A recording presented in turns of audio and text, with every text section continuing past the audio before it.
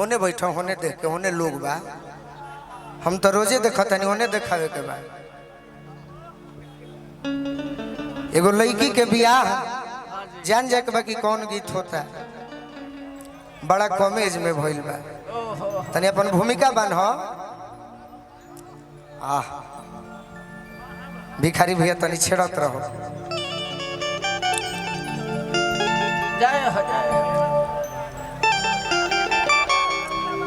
ई गीत रउरा सब सुन ले बानी बाकी फरमाइश बा तो सुनावे के बा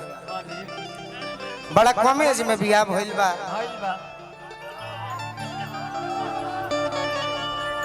पागल कर देबे काहे हेबे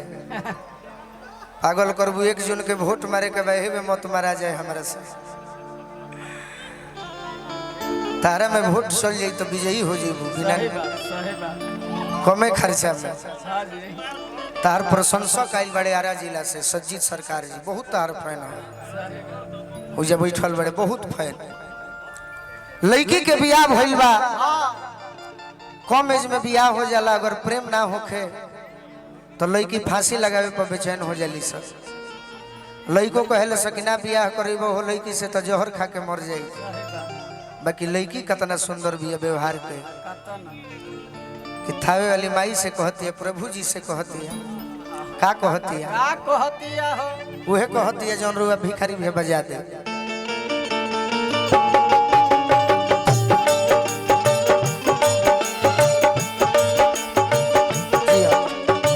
एकदम भाव दियो हीरोइन बन के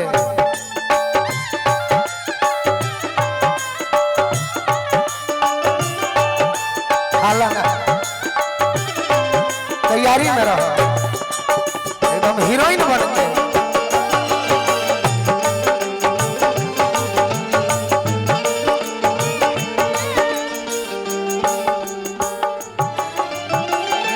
किया जहां पहिला मिलना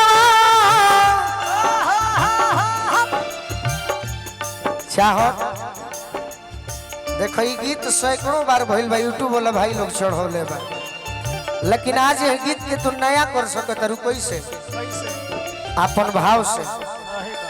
यह गीत एगो ऐसा बा कि सुनत सुनत लोग पाकल नहीं खे आज ना तो कितना गीत आवेला भैया 10 दिन के बाद सुने के मन ना करे लेकिन ये गीत बा कि हम अगर मर भी जाई तो गीत ना मर सके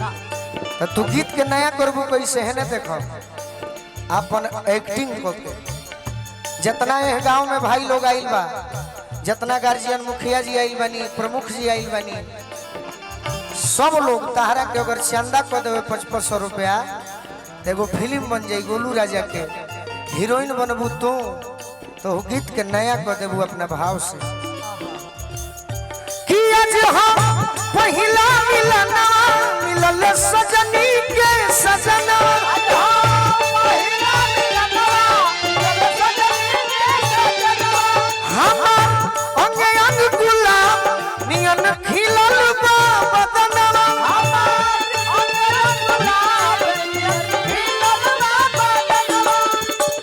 अमन शास्त्री जी देवापुर से सुनी सुनी भगवान सब बतिया बैठिए के कहबू अच्छा इहो सोचले हुई सुनी सुनी भगवान जन बिहान होखे दी अब डायरेक्शन करी हम चलो होने जने माई बहिन बाड़ी हेने हेने हेने करके सब बात बता देली तब भूला जालू सुनी सुनी भगवान जन बिहान होखे दी रही तनी अब केने आइबे कि आज राजा जी के कोरवे जवान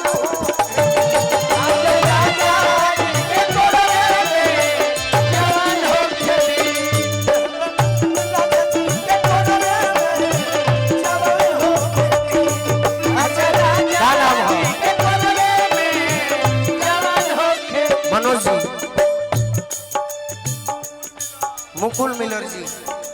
सुनी सुनी भगवान जन बिहान होखे दी तनी आराम में से दे घड़ी घाई भइल बिया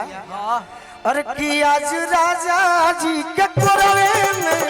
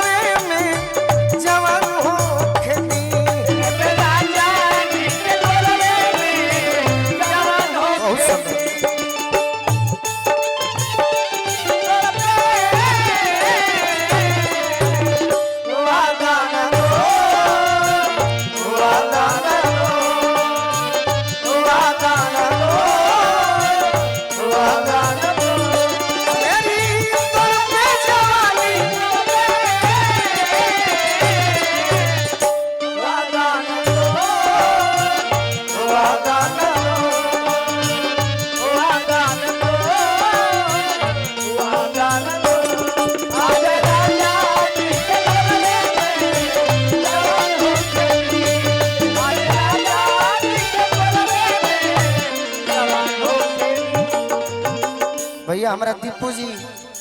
देवापुर कार्यक्रम काली पूजा समिति जहाँ की बार 3 नवंबर के निशा उपाध्याय जी के प्रोग्राम फाइनल भइल बा 4 के अच्छा खाली ना रहे तो 3 के हो जाए। निशा भी एगो अच्छा कलाकार बाड़ी या निशा के जो मंच मिले जा रहा बा उ निशा के घर के मंच बा जहाँ कोनो कलाकार बाकी नहीं खन और जब तक हम जियो भाई मनले बनी तो कोनो कलाकार बाकी भी ना रहे। दीपू भैया की ओर से पुरस्कार मिलल बा। मुकेश यादव जी युवा शक्ति कुचाई गोपालगंज के माध्यम से बहुत बहुत आशीर्वाद मिलल। लड़की को हतिया का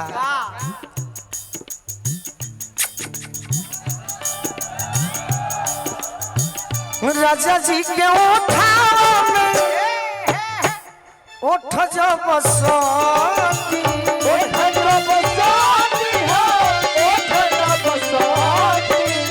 भूख भूख बारी हमारा दिलवा के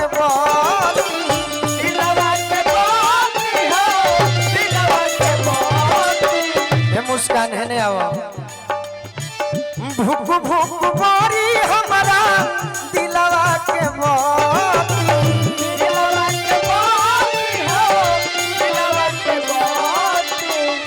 किरत भर लम्ह के दरियावे में किरत भर लम्ह के दरियावे में नेहान होके दी कि आज राजा जी के कोरवे में जवान होके दी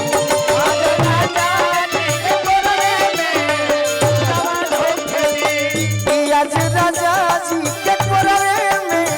जवान होके दी आज राजा जी के कोरवे में जवान होके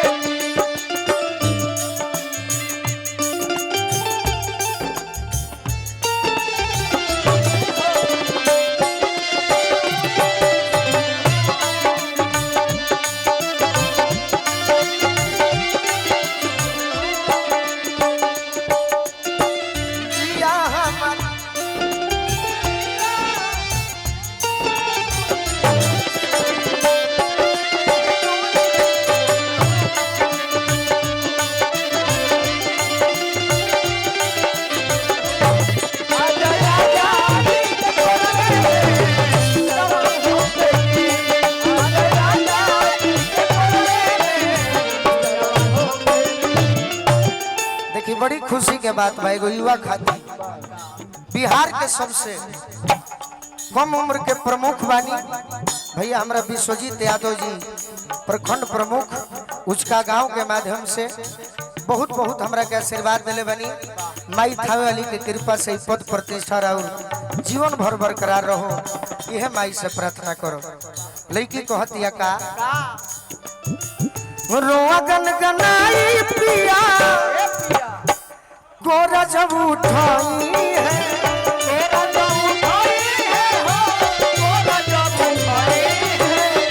रोआ गनगनाई पिया गोरा जब उठाई है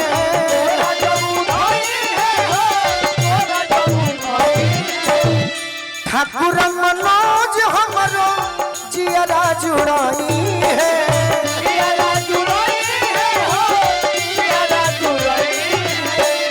ठाकुर मनोज हमार जियरा जुड़ाई है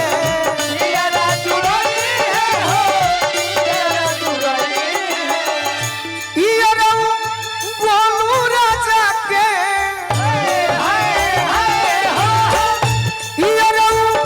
बोलू राजा के परेशान होके दी कि आज राजा जी के कोरवे में जवान होके दी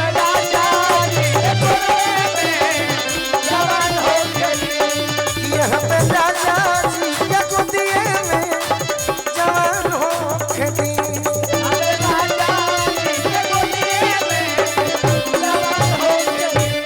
सुनी सुनी भगवान जब बिहान होके दी सुनी भगवान जब बिहान होके दी